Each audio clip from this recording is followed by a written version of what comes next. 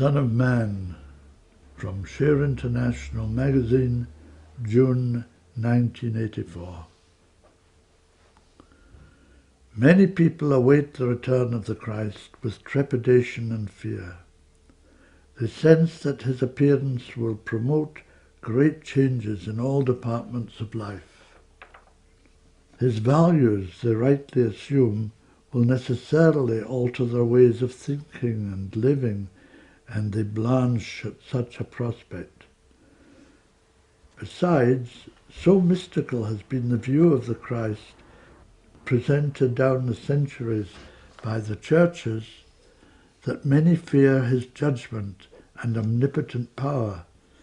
They await him as God, come to punish the wicked and reward the faithful. It is sadly to be regretted that such a distorted vision of the Christ should so have permeated human consciousness.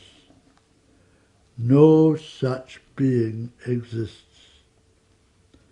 In order to understand the true nature of the Christ, it is necessary to see him as one among equal sons of God, each endowed with full divine potential, differing only in the degree of manifestation of that divinity. That he has achieved the fullness of that divinity is his glory, and well may we stand in reverence at such achievement. That this same achievement is rare indeed is also indisputably true. But the wonder of the Christ for men is that he was one of them. Not there is in the trials and sufferings of men, but he did know it. Each step of the path that men still tread has he painfully trodden. Nothing is there in the whole panorama of human experience that he has not shared. Thus, truly, is he the Son of Man. There can be little doubt that were he to appear unannounced in our midst, few would recognize him. So far from the general notion is he that he would pass unnoticed in the crowd. Thus it is today among his brothers as he awaits man's invitation to begin his mission. Many who see him daily know him not. Others recognize him but are afraid to speak. Still others wait and pray, hopeful that he may be the one for whom they dare not hope. Only his declaration before the world will establish him in the sight and hearts of men. While we await that day of days, let us clarify in our minds the reasons for his return.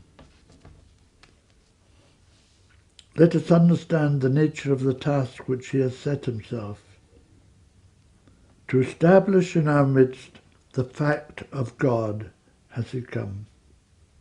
To recreate the divine mysteries is he here. To teach men how to love and love again is he among us. To establish man's brotherhood does he walk the earth once more. To keep faith with the Father and with man does he accept this burden. To usher in the new age has he returned. To consolidate the treasure of the past, to inspire the marvels of the future, to glorify God and man has he descended from his high mountain. Let us look at his priorities. The establishment of peace,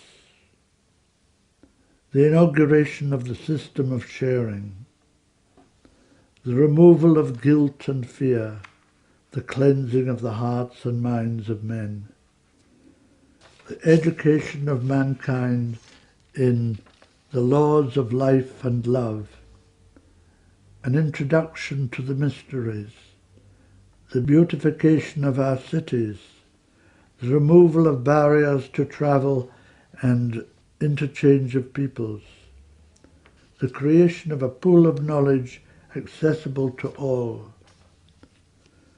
That such a task is not an easy one, not even for the Son of Man, is clear. Ancient habits of division and separation have strong roots, while fear and superstition cast a spell over millions of mankind. But never before in the history of the world has a teacher come better equipped for his task. Maitreya has come to do battle with ignorance and fear, division and want. His weapons are spiritual understanding, knowledge and love. His shining armour is truth itself.